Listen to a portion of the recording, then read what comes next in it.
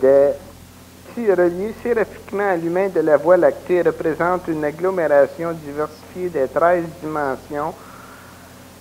C'est une agglomération diversifiée de plusieurs dimensions dans les 13 dimensions. Bon, deuxième question.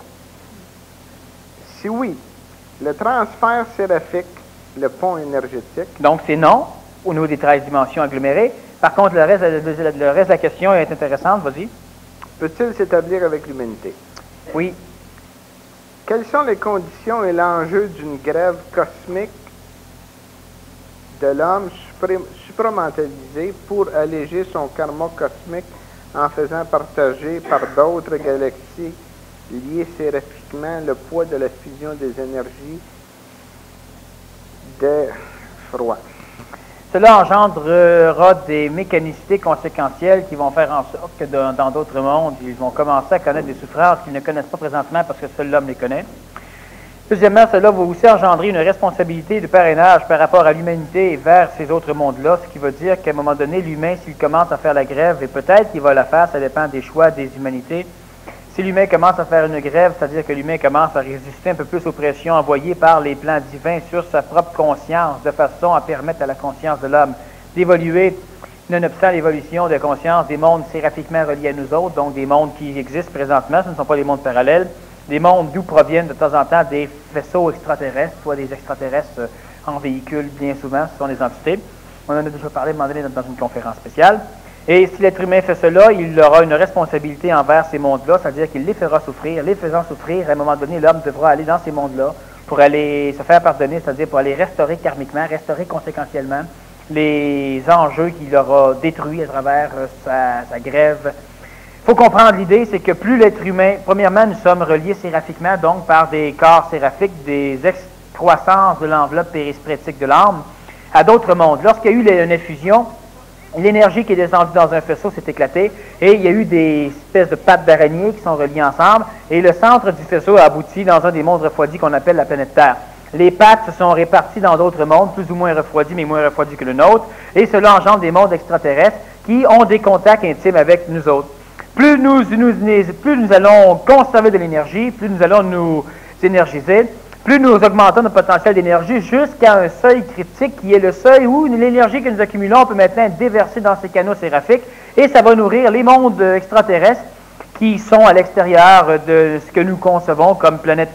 Ces mondes extraterrestres nécessairement reçoivent l'énergie de l'homme, donc la puisent chez l'homme, et ils ont tendance de temps en temps, certains phénomènes extraterrestres, les plus massacrés par les rébellions, parce que l'homme est quand même se rébelle de temps en temps contre cette structure. Les mondes les plus en danger par ces rébellions humaines vont, par le canal séraphique, vont se véhiculer jusqu'à notre monde à nous, et ils peuvent apparaître sous forme d'extraterrestres dans le but de dire à l'homme ce que l'homme doit faire, comment l'homme doit s'aplatir, ou etc., de façon à ce que l'homme puisse continuer à devenir un condensateur d'énergie qui accumule suffisamment d'énergie pour la redéverser dans ces canaux séraphiques, et les extraterrestres vont donc cesser de réapparaître dans notre continuum si nous accomplissons des demandes qu'ils font. Premièrement. Deuxièmement, si l'être humain arrive à bloquer l'écoulement du flot énergétique à travers les canaux séraphiques vers ces mondes, nécessairement, ces entités qui sont des entités comme l'homme, à caractère descendant, donc à caractère involutif temporaire, sont conservées en stabilité par l'énergie que l'homme leur envoie involontairement à travers les canaux séraphiques.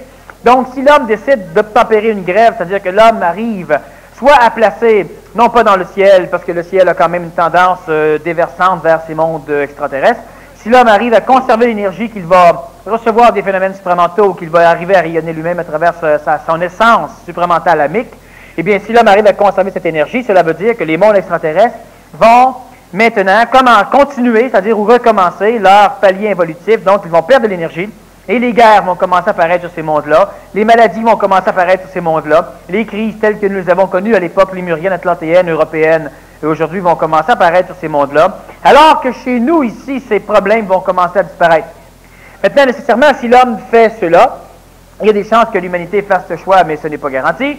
C'est un choix de l'humanité, et on verra comment le pilonnage du monde de la mort par les forces d'intelligence pourra servir et asservir l'astral de façon à ce que le choix soit fait.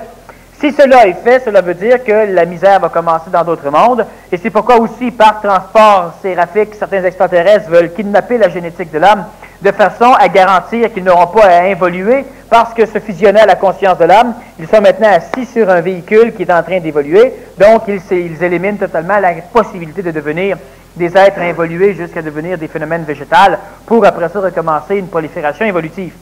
Si on fait une grève, on engendre donc des misères à travers d'autres mondes, ce qui veut dire que lorsque l'intelligence de l'homme sera suffisamment corporifiée, donc exprimée par son corps physique, lorsque le double éthérique aura été fusionné et que l'être humain aura suffisamment de conscience pour être capable maintenant, lui, de se véhiculer par transport séraphique d'une galaxie à un autre, donc d'un monde à un autre, eh bien, nécessairement, l'homme va commencer à se véhiculer, et lorsqu'il va aller visiter ces mondes qui sont des frères, disons, énergétiques par rapport au sien, il va arriver dans des mondes qui vont ressembler à ce que la planète Terre peut ou a ressemblé à l'époque romaine, à l'époque, dépendant encore du laps de temps solaire que l'homme va prendre avant d'arriver à une fusion totale de son double éthérique.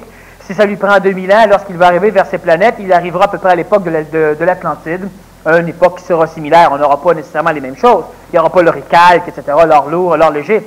Mais il y aura des conditions qui seront, disons, archétypalement similaires à ce qu'on a déjà vécu. Et l'homme arrivera là, et l'homme devra faire office d'aide, de guide et de sauveur, ce qui n'est pas le cas dans le continuum de l'homme. Il y a un parallélisme que l'on peut faire avec le passage du Nazaréen, avec le passage de Maitreya, qui est un bonhomme qui est passé là très, très, très longtemps, et on réattend encore parler de lui parce qu'on pense que c'est la fusion agglomérique des mémoires astrales de tous les grands avatars qui sont passés. Alors, lorsque l'être humain va revenir, la responsabilité donc karmique ou conséquentielle qu'il aura, ça sera justement qu'à l'instant où les premiers humains vont commencer à pouvoir se véhiculer en transport séraphique, ils devront être attribués à des mondes qui ont été drainés en énergie, c'est-à-dire que l'énergie, on ne leur a pas volé, mais on a cessé de leur en donner. Et cela a permis leur effondrement. Alors l'homme devra donc être mandaté, se mandater lui-même. Ce n'est pas tout à fait une mission, mais un mandat. Et l'homme devra donc être capable de s'attribuer un monde où il sera le soutien de ce monde de façon à le restaurer et à rediriger les choses. Ce qu'il faut comprendre, c'est que présentement, nous sommes les spécialistes de la merde, nous sommes les spécialistes du monde astral, nous sommes les spécialistes de la misère, les spécialistes de la guerre. Et dans ces mondes, il n'y a pas ce genre de contexte, ce qui fait que lorsque nous allons revenir, ou lorsque nous allons aller dans ces mondes par transport séraphique en mettant une grève du point de vue planétaire au niveau de la nourriture envoyée énergétiquement à ces mondes, lorsque nous allons arriver vers ces mondes, nous allons avoir affaire à des animaux humains, à des animaux androïdes, à des animaux qui ne seront pas capables de comprendre la conscience, qui ne seront pas plus capables de comprendre l'intelligence, qui vont être exactement comme l'animal humain a été il y a de cela quelques milliers d'années. Alors on aura donc affaire à des schémas d'évolution qui prendront encore quelques milliers d'années standards pour que ces structures, même paramétrées par nous en tant que force catalysante melchisédienne ou encore en tant que force instructive michaélienne ou en tant qu'autre genre de force, nous ne pourrons pas intervenir, c'est-à-dire avec des armées et obliger l'animal à devenir humain. Nous devrons encore une fois contempler la misère que nous aurons réussi à éliminer sur le plan planétaire et nous l'aurons transmis par contagion à travers le reste des structures des galaxies de notre univers qui sont reliées à nous autres. Donc ça crée on a le choix, on continue à manger de la marde pour que les autres n'en mangent pas, ou on finit par arrêter d'en manger, les autres vont en manger, c'est leur karma, on peut dire ce qu'on veut pour se sécuriser, se sentir non coupable. Mais à un moment donné, karmiquement, nécessairement, l'humain ne peut pas grimper en ayant un paquet d'enclumes après lui. Ce sont des parties qui font affaire avec lui. Alors, il y a deux structures d'évolution. Il y a celle où l'humanité continue à payer, alors qu'il nourrit les autres parties, les empêchant d'évoluer. Quand l'humanité va devenir absolument géniale, ceux-là vont être prêts à se réintégrer et ça va sortir. Et ça va prendre, disons, 10 milliards d'années. Et il y a l'autre solution, qui est celle où on fait la grève, où on coupe, où on souffre moins. Eux vont commencer à évoluer. Nous, on va évoluer plus rapidement. Après ça, on se projette dans ces mondes comme avatar. On instruit ces mondes. On arrive à les refaire évoluer à travers des milliers d'années. Et finalement, on les relie et on s'en va. Et ça va prendre approximativement 10 000 années. Y a-t-il pas présentement, Daniel, sur la planète Terre, des êtres qui viennent de ces mondes-là? Il y a des êtres qui viennent... Oui, il y a des êtres qui viennent de ces mondes-là, mais il faut faire attention aussi, c'est que dans ces mondes, il y a des structures de densification, il y a des communications qui sont énergético-génétiques, donc ce n'est pas des communications qui se font exclusivement sous forme de ribose, de sucre avec 4 protéines, c'est un phénomène énergétique.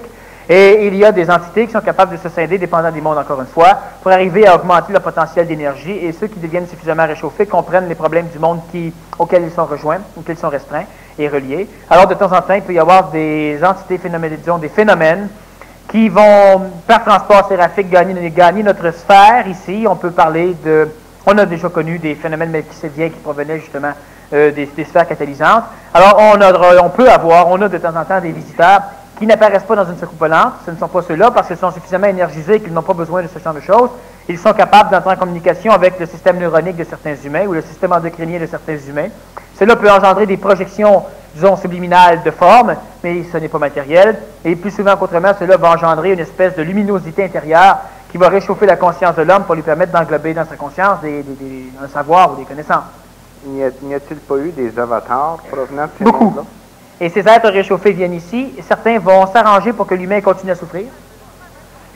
C'est évolutif pour l'humain, ce n'est pas une condition problématique. Tu manges une claque en pleine face, tant l'autre joue. Ce n'est pas problématique au niveau de l'évolution, mais ça préserve les autres mondes de l'évolution qu'a connue le monde de la Terre. Est-ce qu'il n'y en aurait pas présentement sur la planète Terre? Oui, il y en a. Il y en a qui viennent pour que l'humain continue à souffrir, il y en a qui viennent pour tempérer la souffrance de l'humain, mais il n'y en a aucun qui vienne pour aider l'humain à ne plus souffrir. Parce qu'immédiatement, ça va engendrer des souffrances dans leur monde. Mais il y en a quelques-uns qui viennent de façon à atténuer énormément la souffrance de l'homme, à vérifier s'il n'y a pas des moyens de partager l'énergie, etc. Ce sont des phénomènes qui proviennent des sphères que nous avons laissées dans des régions qui portent plus de vibrations bouddhiques que supramentales, et on en a qui viennent dans des sphères qui portent plus d'énergie supramentale que d'autres formes d'énergie, qui viennent simplement pour appuyer les systèmes archangéliques, c'est-à-dire les systèmes de gestion des évolutions collectives. Et il y a quelques phénomènes qui viennent des mondes un peu plus bas, qui n'évoluent pas, des mondes mentaux ou astrales, et ceux-là viennent en soucoupe volante, c'est-à-dire qu'ils sont projetés ici par transport thérapeutique. Ils vont se servir de la structure atomique de notre planète pour engendrer leur véhicule à eux-mêmes, et puis ceux-là, ils se présentent devant RG, devant... Est-ce que quand tu as mentionné tantôt que si on faisait la grève, certains de ces mondes-là pourraient devenir malades, est-ce que ceux-là pourraient devenir malades, ceux qui viennent sur la planète Terre? C'est difficile pour nous d'imaginer que des gens qui sont capables de fabriquer des vaisseaux spatials tels qu'ils le font et de matérialiser un corps et dématérialiser ne peuvent pas se guérir ou éliminer la maladie. C'est comme de dire, c'est compliqué, c'est dur de penser qu'un être humain en parfaite santé ne puisse pas se maintenir en santé. Maintenant, rends-le malade, il ne pourra pas se guérir. Alors, pourquoi? Parce qu'il aura évolué. Alors, ces êtres-là ne partent pas de la structure involutive que nous connaissons, ils partent d'une structure qui est conservée à un niveau énergétique parce que nous leur donnons de l'énergie, involontairement, et inconsciemment dans la majorité des cas. Et s'ils baissent en vibration, là, ils vont devenir malades. C'est-à-dire qu'à un moment donné, ils vont oublier sur quel piton peser pour faire décoller la soucoupe. C'est pas de leur faute. À un moment donné, ils vont essayer celui-là, puis hop, ça va revenir. Là, ils vont devoir commencer à faire des panneaux pour indiquer quel piton peser.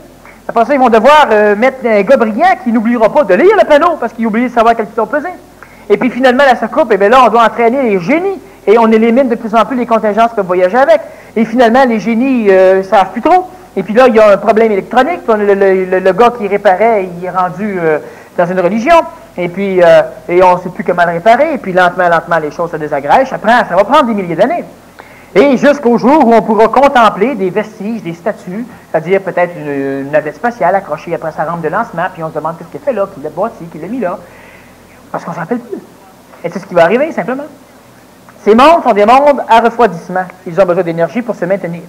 Et l'énergie... Regarde, comme tout à l'heure, je parlais du soleil, etc. Ce qu'il faut penser, il y a un bonhomme un jour qui a dit « Tu ne peux arracher une fleur sans déranger une étoile. » C'est exact. Mais quand on parle d'étoile, on parle d'un système. Il y a dans la projection de notre univers des problématiques.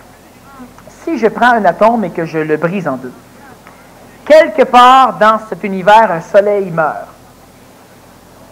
Alors, la problématique est de savoir que si nous faisons une guerre nucléaire, la guerre nucléaire que nous allons connaître est une guerre nucléaire en majorité de fusion.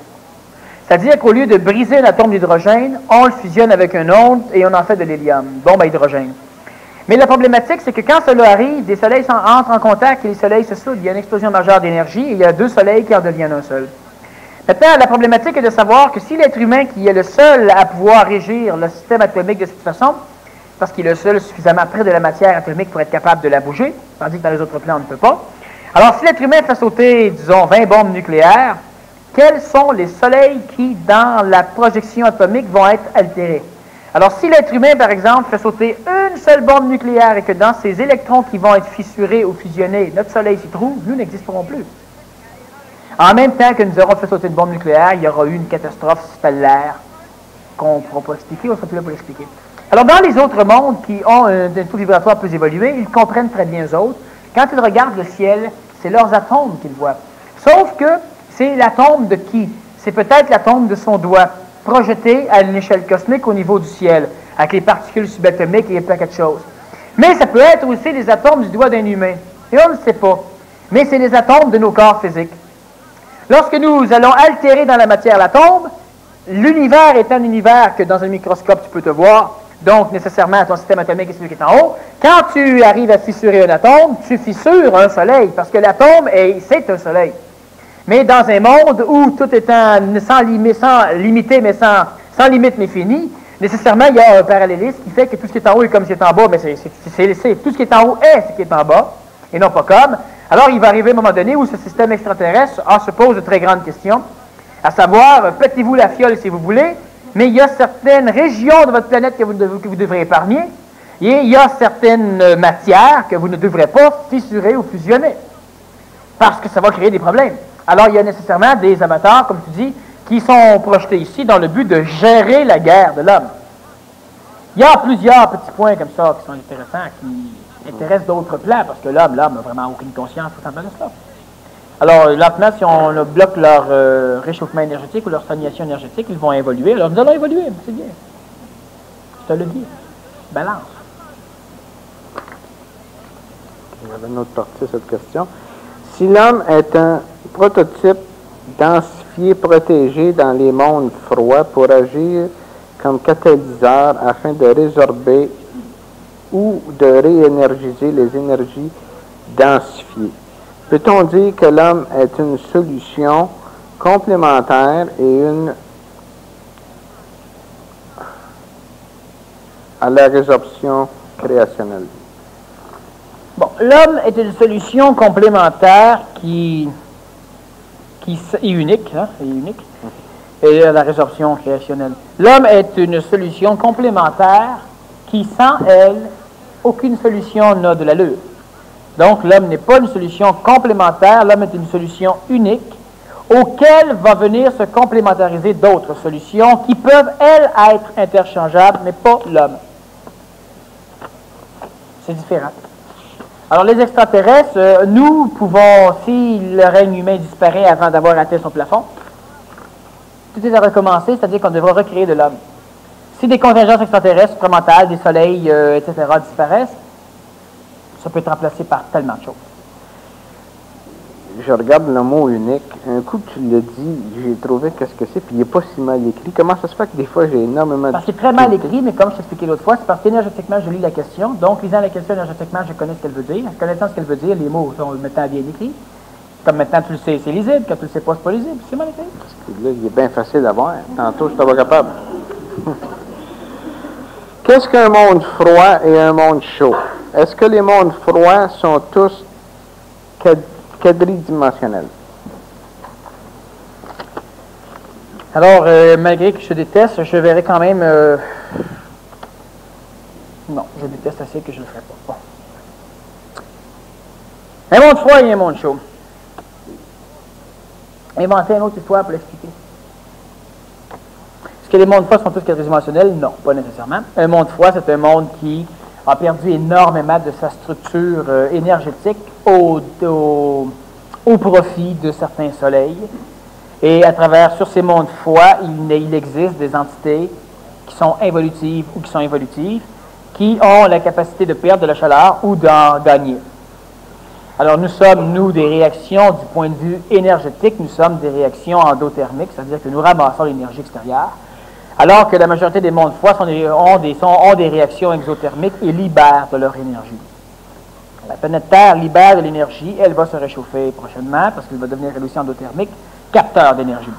Les mondes chauds, ce sont des mondes qui ne perdent pas d'énergie ou qui en perdent tellement peu que ça ne peut pas compter pour l'instant dans le chronomètre cosmique. Voilà. Est-ce qu'un monde froid? Non. Pas quadridimensionnel. La trame de l'espace-temps a-t-elle une structure différente selon le degré de densification des énergies? Oui, oui. Est-ce qu'on peut parler de monde froid lorsque les énergies sont plus densifiées? Oui. Quelles sont les traces dans notre espace-temps quadridimensionnel des 13 dimensions initiales de la création? La force faible atomique est une des dimensions. La force forte atomique est une des dimensions. La courbure spatio-temporelle que nous appelons la gravité est une des dimensions. Enfin, c'est l'expression de 4 dimensions que nous ne connaissons pas, mais que nous connaissons selon une expression. Et il y a d'autres phénomènes qui seraient un peu compliqués à expliquer, pour la simple raison qu'il faudrait avoir lu au moins des livres d'astrophysique pour comprendre l'idée. Quand je parle de la force forte, par exemple, on connaît la force de répulsion des systèmes atomiques. Lorsque 2 protons s'approchent, ils sont repulsés. Si 2 protons arrivent à une vitesse suffisamment rapide, ils vont, à cause de la vitesse, se rapprocher à un point tel que maintenant la force forte va les agglomérer ensemble, ce qui permet l'agglomération de plusieurs protons dans un noyau d'atomes. Alors la répulsion est une force qui est l'expression de différentes dimensions, des 13 dimensions, et quand on approche très proche des structures, cette force-là n'a plus la force de répulser, une force plus forte, la force forte, la plus forte exprimée de l'univers, de notre univers, entre en marche et les agglomère ensemble. Alors, ce sont des expressions. La courbure spatio-temporelle, c'est la même chose. La Terre ne nous attire pas. Par contre, la Terre engendre une courbure du temps et de l'espace qui fait que nous sommes écrasés sur la Terre par le temps et l'espace. Et quand nous voulons sauter, nous étirons toute la courbure spatio-temporelle, un peu comme si vous aviez une membrane de cellophane sur la tête, bien attachée après le sol. La Terre, elle vous attire plus, c'est même plus nécessaire qu'elle vous attire. La rotation de la planète aurait même tendance à vous garrocher au fin fond de l'univers. C'est pas ce qui arrive parce que la Terre est dans un anneau d'espace-temps qui écrase. Et on parle de 4 dimensions avec le haut, la largeur, la hauteur, la profondeur et le temps, alors que ce sont des expressions déjà contractées des 13 dimensions. Voilà. Quels sont les effets de l'éclairage au néon pour la personne? Premièrement, ça l'éclaire.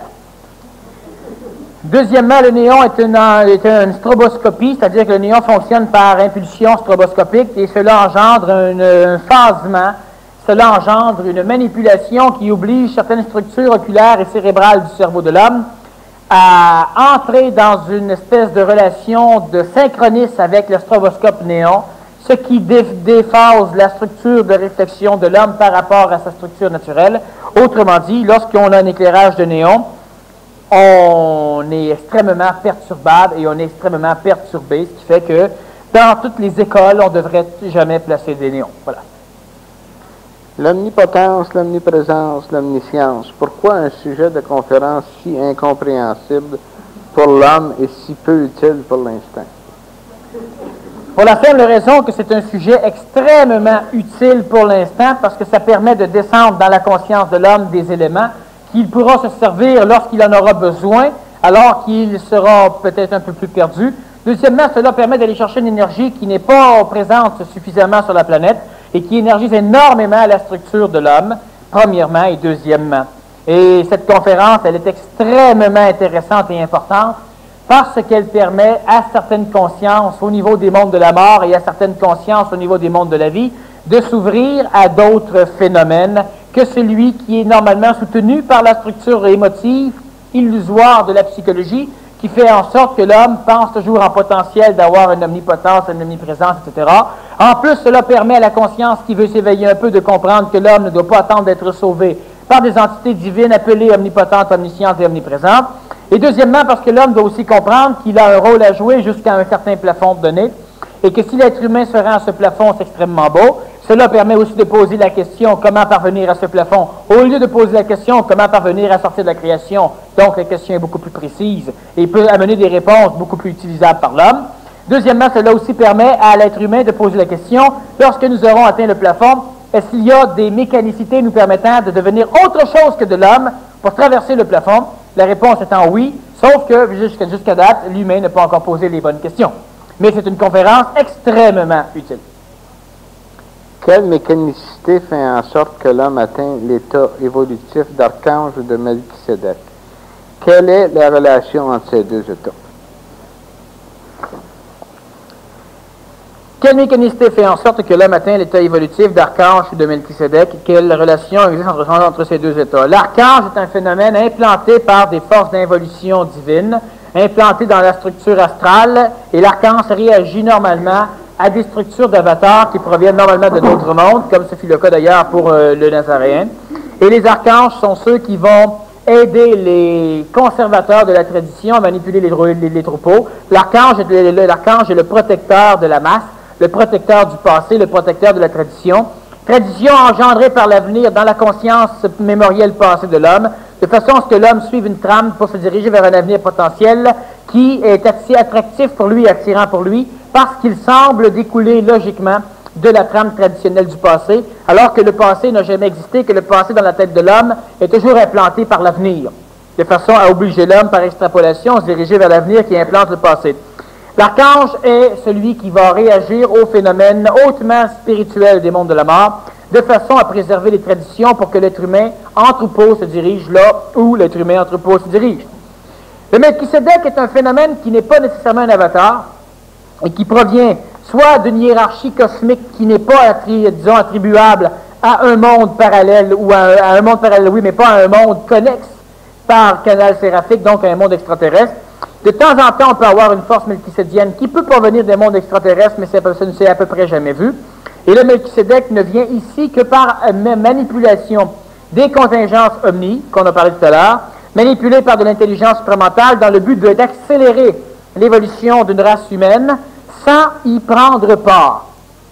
Donc, le Nazaréen n'était pas un avatar catalyseur, le Nazaréen n'était donc pas un Melchisédek.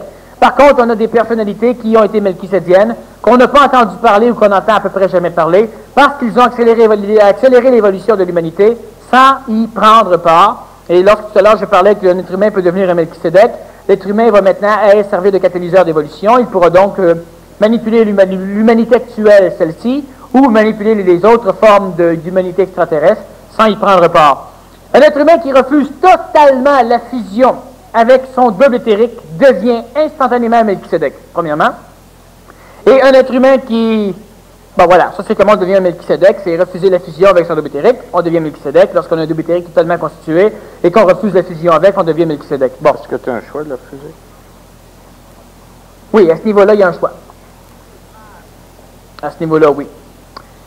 Et quand on devient un archange, du point de vue humain, l'homme ne devient pas un archange sur sa propre planète.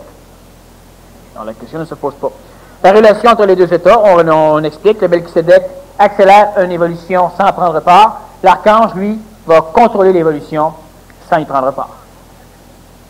Quand tu dis que l'homme est limité, est-ce que tu parles de l'homme galactique ou l'homme extra-créationnel? Quand je dis que l'homme est limité, c'est parce que je précise un peu plus aujourd'hui certaines terminologies que j'employais avant. L'homme extra-créationnel est une farce, c'est-à-dire que l'homme extra-créationnel n'est pas un homme extra-créationnel. Le règne de l'homme s'arrête là où les omnis vont commencer. Le règne de l'homme s'arrête d'ailleurs plafonné à son système universel. Donc, le règne de l'homme s'arrête à la conscience supramentale, intimement reliée et colorée par une conscience bouddhique. Le règne de l'homme s'arrête là. Donc, il n'y a pas d'homme au-delà de ses forces, au-delà de ses sphères. Donc, il n'y a pas d'homme au-delà de la création. Il y a un être, par exemple. Il y a un être, ça va de soi, ça, c'est bien, c'est intéressant, ça, félicitations. Sauf qu'il n'y a pas d'homme. Il y a un être sans corps physique. Oui, oui, mais il n'y a pas d'homme. La question est mal posée. Qu'est-ce qui manque en dehors du corps physique? Lorsque l'homme chemine et que lorsque l'homme arrive à une conscience particulière, probablement ce qu'il faut comprendre, et c'est encore extrêmement utile de savoir ce genre de choses. Et je reviens encore un peu sur la question de tout à l'heure, c'est que les conférences du mois sont des conférences surtout au caractère énergisant. Quand on veut apprendre des choses immédiatement mises en pratique, on vient aux conférences du vendredi, où on suit des cours, des séminaires que je donne. La conférence du mois est un survolteur énergétique qui oblige les neurones à reprogrammer leur structure de connexion et qui énergise énormément l'humain et son système endocrinien, ce qui permet à l'humain d'arriver à affronter à peu près n'importe quel vent, permettant donc à l'astral et à l'ego de l'homme d'arriver à mieux supporter des conditions de misère, de catastrophes qui peuvent apparaître à un moment donné, parce que l'ego aura tellement subi des mutations au niveau de la brusure des formes, que finalement, amusant, ça ne dérange plus, c'est même intéressant et nourrissant. Lorsque l'être humain suit son cheminement évolutif, il parvient à une conscience supramentale qui lui donne accès à une mémoire galactique. La mémoire galactique est intimement paramétrée par une mémoire du plan bouddhique qui est l'essence même entre les galaxies d'un univers, même si c'est l'énergie du point de vue pur que l'on retrouve entre les univers et les super-univers, et les autres univers dans le super-univers. Lorsque l'être humain arrive à la conscience supramentale, il a accès donc à un savoir qui semble instantané parce qu'il est relié à 300 000 km à la seconde de déplacement dans un système neuronique qui prend à peu près 6 pouces par 6 pouces par 6 pouces de volume. Et l'être humain, de toute façon, devra engendrer, pour pouvoir mieux arriver à ce phénomène d'une conscience à 300 000 km à la seconde, engendrer un troisième cerveau qui sera un cerveau relié à la glande pinéale, un cerveau dans l'éther, un cerveau qui sera le cerveau de la constitution de son double éthérique. Fusionné à l'homme, cela engendrera une troisième cérébralité qui permettra à l'homme d'avoir une conscience éthérique, même si la conscience éthérique pourra être en contact avec une conscience planétaire, cartésienne et intuitive, reliée à ces deux hémisphères cérébrales. Les cerveaux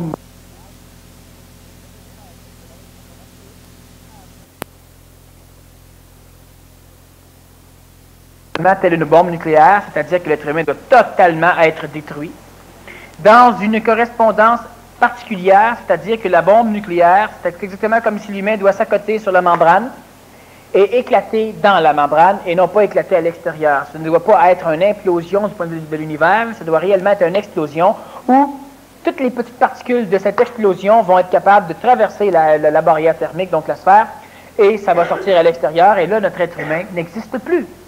Par contre, tout ce qui l'a constitué n'est plus un être humain. Il vient d'être précipité dans un autre continuum d'évolution, où là, la chose qui reste là, ce n'est pas un homme, mais le Dieu qui vient de naître dans ce monde. Et ce n'est pas un homme, ça n'a pas de corps physique, ça n'a pas de corps astral, ça n'a pas d'ego, ça n'a pas de double éthérique, ça n'a pas de corps supramental, ça n'a plus rien de ça. Mais c'est ce qui était là, qui n'est plus là, qui est maintenant de l'autre côté, mais ce n'est plus pareil. Donc, l'homme est plafonné, il y a énormément d'humains qui vont rester plafonnés là pendant des milliards d'années, sans souffrir. Tu as un niveau où tu ne souffres plus, tu as un niveau où tu t'en balances. Mais l'être humain, à un moment donné, peut exploser et s'autodétruire, et là, il devient un phénomène divin qui a maintenant accès à une fusion avec un double bouddhique, qui a maintenant accès à une fusion avec un double divin, donc avec une intentionnalité, et par la suite, ce phénomène-là, intracréationnel au niveau divin, pourra aussi un jour arriver à exploser totalement à l'extérieur de la création pour gagner l'extra-créationnalité. Et quand je dis l'homme extra-créationnel, ben, c'était simplement pour faire comprendre que de temps en temps, certains événements humains peuvent parvenir. Lorsque l'homme fait cette implosion-là, est-ce qu'il peut continuer à faire un travail sur la planète Terre? Non. Lorsque l'homme explose, oui. Lorsque l'homme explose, non. Il ne peut pas matérialiser un corps. Lorsque l'homme explose à l'intérieur de son univers, il recommence le processus de la fusion. Donc, il redescend simplement, il recrée un paquet de corps physiques, un paquet de personnes, et puis bref, c'est une évolution. Mais lorsque l'homme crée une explosion réelle, donc lorsque l'homme sort de la structure universelle, il ne connaît même plus le monde de la Terre. Qu'est-ce qu'il apporte avec lui? À quoi a servi cette expérience-là? Il manque énormément d'énergie dans notre univers. Il en manque. Oui. Ça fait un vacuum. Ça fait une succion. Ça fait une succion intéressante qui fait qu'une grande partie de la matière de notre univers est maintenant sauvée. Elle est sortie de la limitation universelle. Est-ce que ça crée de l'espace pour que d'autres accomplissent Non, d'autres ça choses? crée un rapprochement des galaxies, un rapprochement de toute la structure universelle, et ça crée un rapprochement des humains, ça crée un rapprochement d'un paquet de choses. Maintenant, il faut comprendre que lorsque l'homme arrive à ce phénomène-là, il est déjà passé par la négoïsation, il est déjà passé par la fusion de multitudes de personnalités réincarnatives. Donc, lorsqu'un être humain crée une explosion extra-universelle, finalement, actuellement, ça peut être des centaines de milliers de corps physiques humains qui vont exploser de l'autre côté. Par fusion réincarnationnelle dans un seul corps. Lorsque Quand tu parles de l'autre côté, tu parles du monde de la mort. Non, je parle au-delà de notre univers, dans le super-univers. Ce que je veux dire, c'est que lorsque cela va arriver, il y aura déjà 144 853 corps physiques à l'échelle de notre planète. Il y aura énormément de manipulations d'ordre vital faites par l'homme. Donc l'homme sera totalement désassujetti des contingences matérielles et des limitations de la matière. Et il y aura donc le monde de la mort n'existera déjà plus. Sinon, on dit que ça ne s'est pas produit encore. Non. À part Michael. Il l'a accompli, lui. Mm-hmm. Quand il l'a accompli, il a donné un beau gros coup de cochon à l'évolution de l'humanité. ce ne serait pas ce vacuum-là qui a fait en sorte, Daniel, qu'on l'a adoré pendant si longtemps, qu'on l'a prié, qu'on a passé énormément d'énergie et de temps? Non, premièrement, on l'a adoré parce que Michael, donc Jésus, était un avatar. Ce n'était pas Melchisédek. Donc, il a catalysé l'évolution de l'humanité en y prenant part. Donc, le fait d'y prendre part laisse des traces mémorielles susceptibles d'être retracées au niveau du monde de la mort, tel fut le cas du Nazaréen. Et le fait qu'il ait disparu si rapidement, ben, c'est surtout le fait qu'on s'en rappelle, c'est le fait des traces qu'il a laissées parce qu'il a participé à notre révolution. Donc, nécessairement, on ne peut pas l'oublier. La succion elle-même, elle n'est même pas connue des gens, elle n'est même pas connue du monde. On dit il a sauvé l'humanité, il a sauvé son humanité, il est parti avec, mais c'est tout. Oui, mais justement, il a refait un corps de lumière après. Tantôt, tu m'as dit oui, il a refait un corps de lumière. qu'il l'a densifié. Non. Encore là, tu pousses. Mais je vois selon ce que la tradition nous a dit. Oui, c'est ce que je dis, mais quand je dis tu pousses bien. C'est que le corps de lumière qui est réapparu devant les apôtres, ce n'était pas le Nazaréen. Non, mais il a demandé 3-4 jours pour pas qu'on lui touche, pour densifier son corps, pour rendre son corps moins atomique, moins vibratoire, moins hautement vibratoire. Mais ce n'était pas le Nazaréen. C'était de la mémoire de Nazaréen. C'était une entité nazaréenne. Ce n'était pas la mémoire du Nazaréen. Celui qui est apparu devant les apôtres, ce n'était pas le Nazaréen. Mais il avait la connaissance pour continuer à ce que les autres croient que c'était lui. Mais ça va de soi. Mais ce n'était pas le Nazaréen, il était déjà plus là. Oui, mais pour moi, là, ça va en contradiction avec ce que tu disais tantôt, lorsque tu disais que il disparaît totalement, il ne peut pas refaire un corps physique sur la planète Terre. Exact. Lorsque une personne, lorsqu'un être humain, lorsqu'un être explose totalement au-delà de l'univers, il n'existe plus dans notre univers. Quand on dit, par exemple, le retour de Michael ne reviendra pas ici. Par contre, lorsque le Nazaréen disparut totalement, le corps de lumière qui est apparu devant les apôtres, ce n'était pas le Nazaréen. C'est une copie conforme. C'était une copie conforme, contrôlée. Mais ce n'était pas le Nazaréen. C'était un corps de lumière qui appartenait à Lazare. Mais ce n'était pas le Nazaréen, il n'était plus là. C'est un autre tour qu'on a joué à l'humanité. C'était le corps de Lazare. C'est un corps de lumière. Michael est parti, il ne reviendra pas, ça ne vaut pas la peine qu'il revienne. Lazare est là. C'était son testament. De toute façon, une partie du testament, c'est Pierre qui l'a porté. Puis l'autre partie, c'est... Toutes les dettes, c'est Pierre qui les a eues sur le dos. Puis tous les actifs, ben là, c'est Lazare qui les a. Mais le corps était conforme à celui du Nazaréen. Et ça va de soi, le corps était conforme à la vision que les apôtres voulaient avoir de lui. Puis il a été densifié par la suite.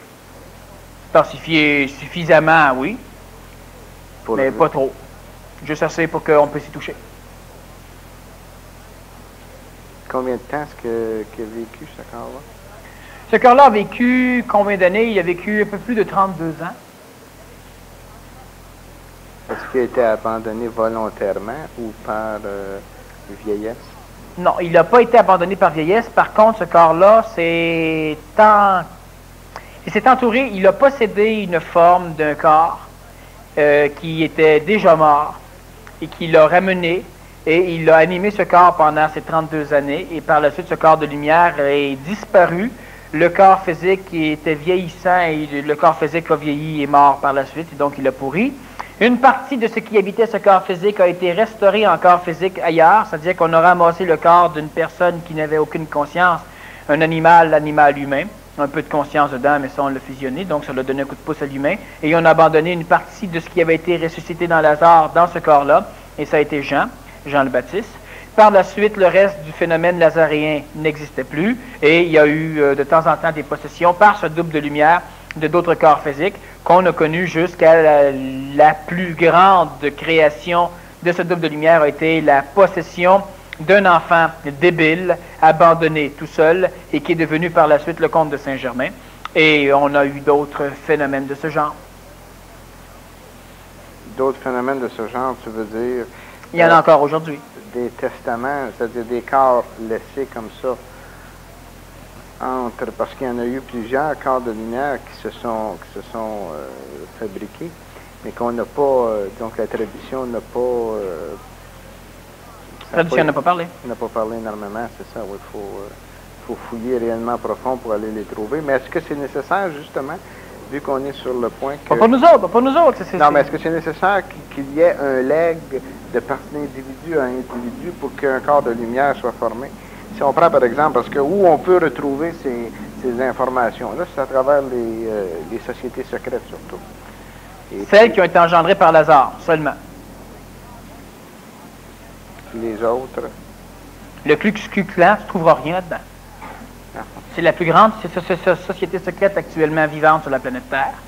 C'est l'une des plus puissantes, l'une des plus secrètes. Il y a tellement de sénateurs et de présidents qui en ont fait partie, personne ne le sait. Mais c'est une société secrète géniale.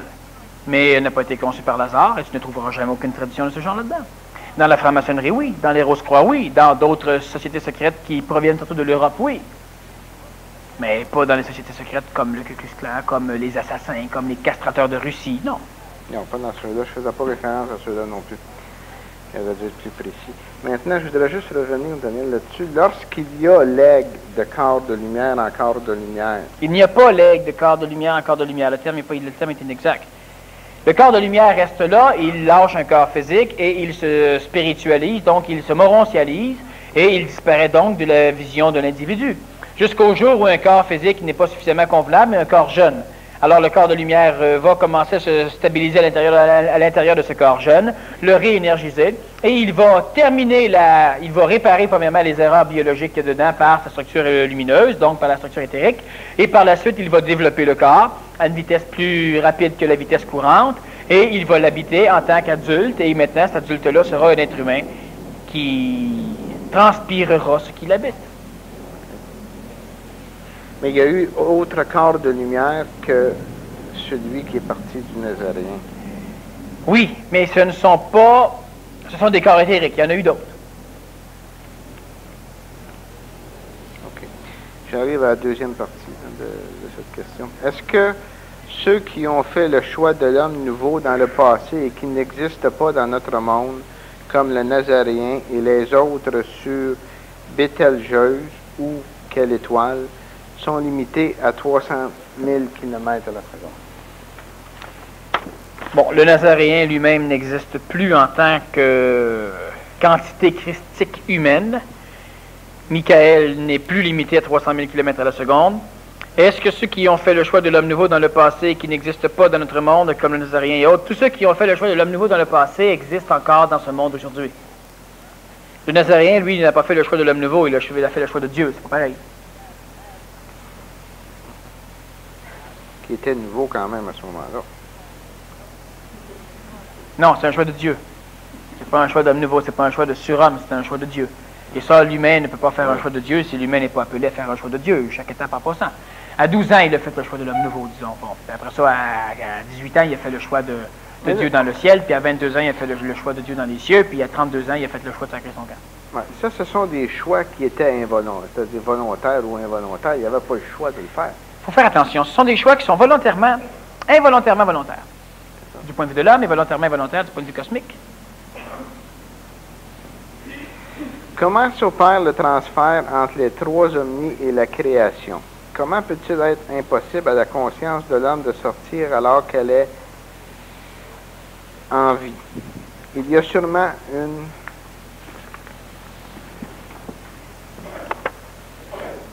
Sûrement une porte.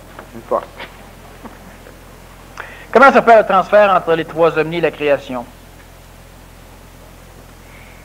Non, on ne parle... Ce sont des schémas de conscience. C'est parce qu'on essaie de comprendre le phénomène à partir de ce qu'on voit dans la matière. Il n'y a aucune relation réelle entre les omnis, qui sont certaines créationnelles, d'autres extra-créationnelles, et le système de l'homme. Par contre, on peut voir l'expression d'un omni dans le monde de l'homme. La relation, elle est mémorielle. Comment peut-il être impossible à la conscience de l'homme de sortir alors qu'il est... Voyez-vous, l'homme, impossible à la conscience de l'homme de sortir, c'est très, très, très simple, je l'ai expliqué tout à l'heure, c'est que la conscience de l'homme, elle est limitée, totalement limitée. La conscience de l'homme, elle fait référence à un cerveau. Le cerveau est limité. La conscience de l'homme, du point de vue supramental, fera référence à une nébuleuse supramentale, donc qu'on appelle le troisième cerveau. Mais c'est aussi de la structure qui est limitée par la gestion de d'écoulement de la vitesse, donc par 300 000 km à la seconde. C'est limité. La conscience de l'homme, la conscience astrale de l'homme peut bien vouloir sortir plus haut que ça, pouvoir imaginer des choses, ça ne marche pas. L'homme, par contre, devra ne plus être un homme, c'est pas compliqué. On ne devra plus être un humain. C'est pas en se suicidant, on devient un mort qui devient un humain. C'est pas comme ça. Mais l'être humain devra ne plus être un être humain. Donc, il devra évidemment finir par comprendre qu'il n'est pas un corps, qu'il vit un corps, qu'il habite dans un corps, qu'il n'est pas une âme, que l'âme est un virus, un parasite qui habite la conscience de l'homme, qu'il est une conscience qui a besoin de certaines choses et le limite est là. L'homme n'est pas un terrien, l'homme n'est pas une créature.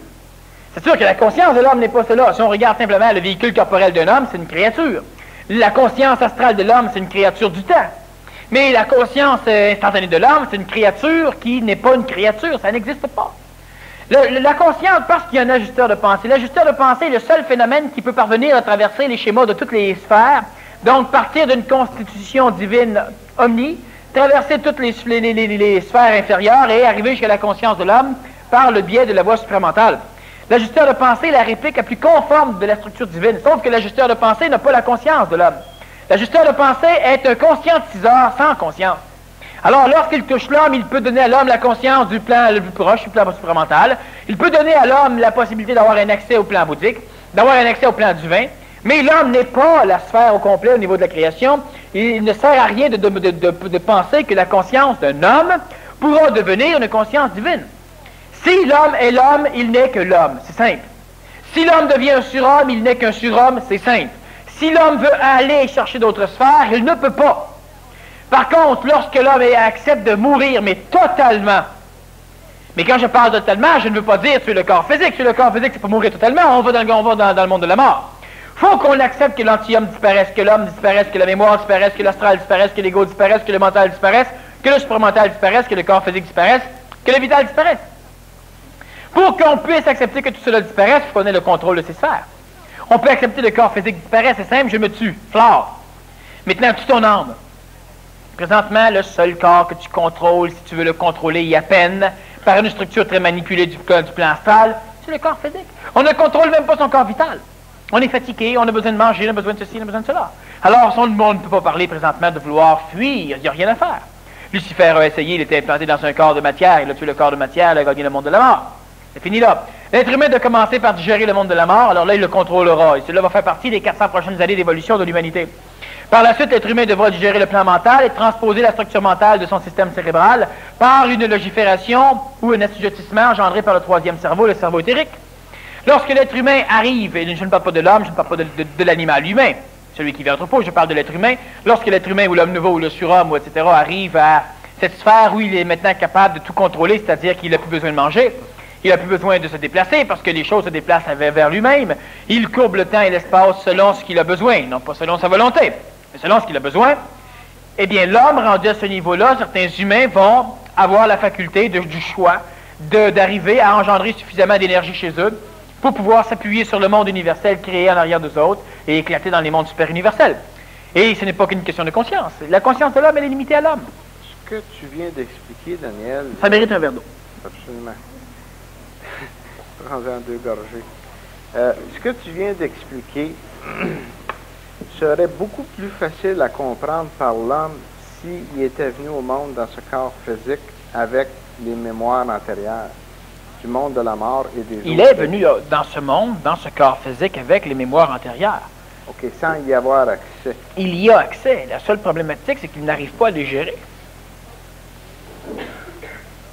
L'homme se rappelle de son passé, l'homme se rappelle de ses vies antérieures. L'homme n'y croit pas et l'homme n'arrive pas à les gérer, c'est tout. Ton corps physique est tributaire de l'évolution génétique depuis des milliers d'années. Oui, absolument. Ah, on le sait bon. Oui, mais ta structure psychologique aussi. Oui, mais qu'est-ce que c'est que j'ai fait dans une vie antérieure? Je peux pas te le dérouler comme ça facilement, pareil comme je t'ai parlé du film que j'ai vu hier soir. Et veux-tu savoir pourquoi tu ne peux pas le dire? Premièrement, on sait que tu es fusionné à d'autres mémoires, mais même là, tu pourrais retracer les mémoires quand même. La seule problématique, c'est que ce que tu as fait est déterminant de ce que tout l'extérieur a fait. C'est un événement qui est cosmique, qui est planétaire. Oui. Toi, tu n'as en mémoire que l'événement, toi. Tu n'as pas l'événement des autres, qui ne se réincarne pas chez toi. Donc, tu te ramasses en Mongolie ou avec Gengis Khan, et puis là, tu viens pour faire la guerre, puis vous êtes deux. Là, tu te dis, ça n'a pas d'allure. C'est de l'imagination. Non, tu n'as pas dans ta mémoire la vie de tous ceux qui ont vécu sur la planète en même temps que toi, donc tu ne peux pas arriver à gérer ta mémoire convenablement. Moi, je sais que je suis dans le passé, je peux le retracer au complet. Mais si tu me dis, un tel était-tu là? Je ne sais pas. Et pourtant, si tu es capable de savoir que tu étais là, tu devrais pouvoir voir les autres. Il n'est pas réincarné dans moi, il n'est pas du même faisceau amique que moi. Je n'ai aucune idée s'il était là. Mais tu vois du monde. Ah ben oui, je vois du monde. C'était qui? Je ne le sais pas. C'est des corps vides.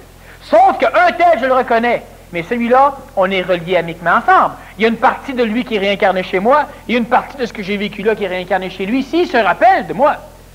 Si moi je m'en rappelle, il ne s'en rappelle pas. C'est qu'il y a une partie de la mémoire expérientielle de ce véhicule-là, de ce corps-là, qui est réincarné chez moi un peu, et il n'y en a pas de celui qui, dans cette époque-là, le regarde, qui est réincarné chez lui actuellement. L'être humain a tout en lui, son passé, toutes les humanités sont dans l'homme actuellement. Mais on n'y a pas accès. On y a accès, mais on n'arrive pas à le gérer. Accès consciemment. On y a accès consciemment, mais on le gère. À 3 ans, tu n'as pas accès à toutes ces choses. Mais oui! Tu as vécu. Tu as accès à ton père, ta mère, la télévision, le chien, l'automobile. Tu as accès à ce que c'est que tu vois de tes yeux. Non, tu as accès à tout ça. La seule affaire qu'il y a, c'est que tu ne crois pas à ce que tu as accès. Le monde que tu as vu quand tu avais 2 ans, compte-nous-les. Tu ne pourras pas nous dire, ben, il y avait un automobile. Tu ne peux pas le dire, tu ne connais pas le mot.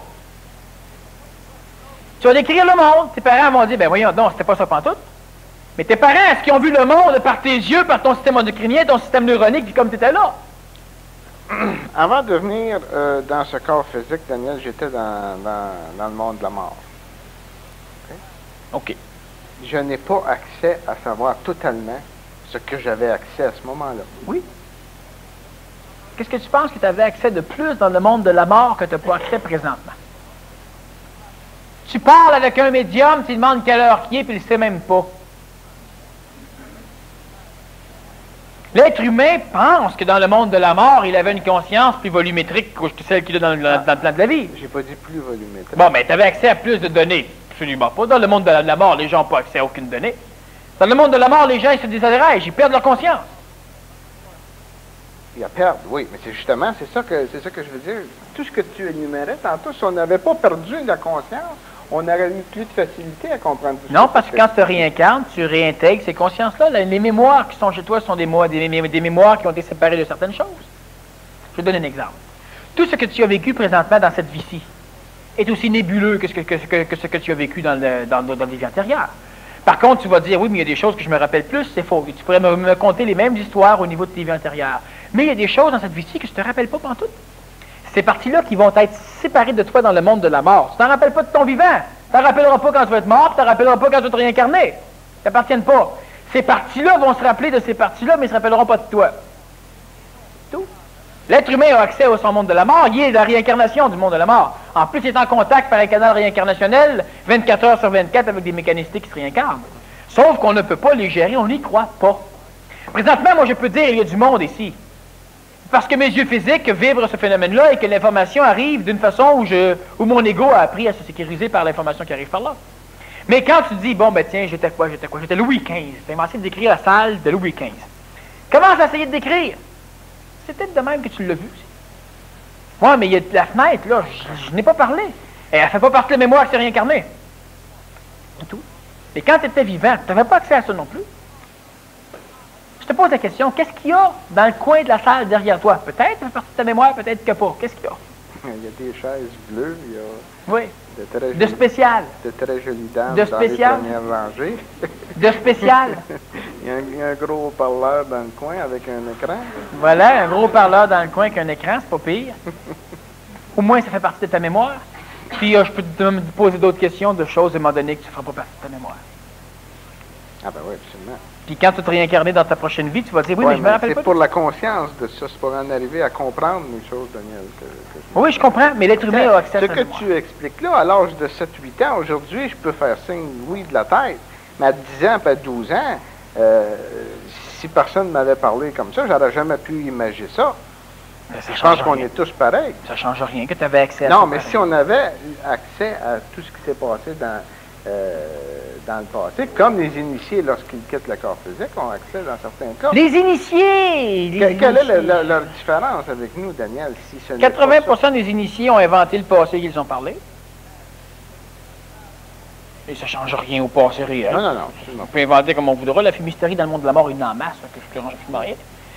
20% des initiés avaient accès aux annales akashiques, mais eux avaient simplement appris à lire, puis ils avaient accès aux mêmes bibliothèques que toi. OK. C'est pas ceux-là que je parle, moi.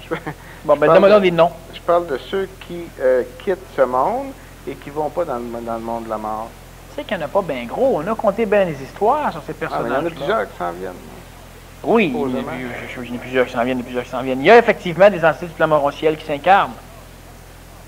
Mais ce sont des enfants. Mais ça facilite la compréhension de l'évolution de l'homme. Non. Ça catalyse l'évolution de l'homme. Catalyse. Là, il faut qu'on fasse attention à notre langage d'oiseau. Oui. OK. On va passer à la prochaine question. Elle est plus claire. Si la frontière est thermique, y a-t-il moyen pour la conscience de récupérer cette énergie thermique pour sortir d'où elle est entrée? C'est ce qu'elle va faire lorsqu'elle va exploser avec. Peut-on parler d'omnicentre?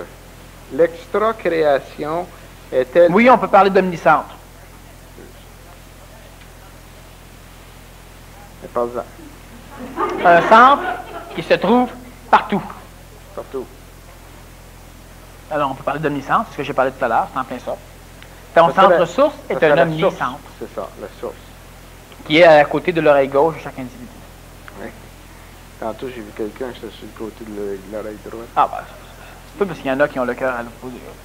L'extra-création est-elle infinie et quand on dépasse le bout, on reste dedans? Ce n'est pas la création réelle, c'est notre univers. Je le précise un peu plus aujourd'hui. Peut-on sortir de l'extra-création ou... Nous ne pouvons pas en sortir. Nous pouvons être sortis, mais nous ne pouvons pas en sortir. Ou si en y sortant, on en rentre à nouveau? Quand l'être humain ne peut pas en sortir. Donc, lorsqu'il en sort, il rentre, donc il ne sort pas, il est toujours dedans. L'être humain. Puis encore là, ça se limite à son univers. Lorsque l'être humain parvient à devenir un Dieu, donc à éclater du point de vue de la sphère universelle et sortir au niveau, à l'extérieur de l'univers, entre les univers, donc dans un super univers, l'être humain est maintenant plus un être humain, c'est devenu un Dieu. Et l'être humain, le Dieu, ne peut pas dire « un jour je fus humain ». Ça n'existe pas pour lui. Il n'a jamais été humain. Il est Dieu. Ces humains-là n'ont jamais existé. Il est Dieu. Il ne peut pas se rappeler, il ne connaît rien du monde de l'homme. Il ne connaît rien du monde de l'homme. Alors, il ne paramètre pas l'homme, il paramètre une cellule qui s'appelle un univers, puis pour lui, c'est un problème qui est différent. Il ne connaît pas l'homme, il ne sait même pas que ça existe. Mais ce fut un homme. Il n'y a pas la mémoire de ce... Il n'y a pas de mémoire. Mais il n'y a pas besoin d'avoir de mémoire, parce que lorsqu'il y a des choses qui ont à se faire, ben, il y a des hiérarchies inférieures, puis la membrane thermique, et puis finalement des hiérarchies inférieures à l'intérieur qui vont accomplir les choses. Lui, il n'a aucune idée que l'homme existe. Le niveau vibratoire serait trop élevé. Oui, il y a une divinité une divinité au-delà de l'univers qui aurait conscience que vous êtes tous là aujourd'hui, qui a des humains sur une planète Terre. Ça serait la première à tout massacrer les structures même temporelles pour mieux libérer l'homme de là. Ça ne le fait pas. Ça a le pouvoir de le faire. Ça ne le fait pas parce que ça ne le sait pas que l'homme est là. Ce super humain dont tu parles... Non, ce Dieu, ça n'a rien à voir avec un humain. Qui devient Dieu. Qui ne devient pas Dieu, ce Dieu. Ce Dieu. Quelle est sa relation avec les omnis? Il est omni. Il a accès à toutes les structures évolutrices qui peuvent l'amener à être omnipotent, omniscient et omniprésent. Donc, dès qu'il a accès à savoir ce qui se passe sur la planète, s'il veut. Il a accès à savoir ce qui se passe sur la planète, mais pas de la même façon que l'être humain voit la chose. Il ne connaît pas l'homme. Vibratoirement. Il ne connaît pas l'homme. L'homme, c'est de l'illusion. Il n'a pas accès à de l'illusion. C'est une omniscience. C'est comme je te dirais, comment faire pour préserver la prune? Et moi, je te réponds, qu'est-ce que je fous avec la prune? Je ne réponds pas à ta question. Mais ta question, elle n'existe pas. Elle n'a aucune substance. Une substance au niveau de l'illusion. Donc, le phénomène divin ne peut pas venir. L'homme prie que l'homme souffre. Dieu ne sait pas que l'homme souffre. Ça n'a aucune idée. Ça n'a aucune substance pour lui, souffrance. C'est comme un morceau de musique. Ce Dieu dont tu parles, lorsqu'il est devenu Dieu, Tantôt, on parlait des omnis. Si il applique une omnipotence, à ce moment-là, il change l'omniscience? Non. S'il applique une omnipotence, il change l'omniscience. S'il applique une omnipotence avec son omniscience, l'omniscience, c'est la science de tout. Donc, il ne change pas l'omniscience. Par contre, il change la science limitée de ceux qui n'ont pas l'omniscience. L'omniscience n'étant pas mémorielle, tout changement n'existe pas. Parce que je bouge ma main, mais tu ne te rappelles pas où elle était. Finalement, elle n'est pas toujours fixe. Elle a toujours été là, là. Mais tu ne peux pas dire qu'elle s'est déplacée. Dans un phénomène instantané, il n'y a pas de changement. Tout peut ne jamais être pareil. Personne ne le saura jamais.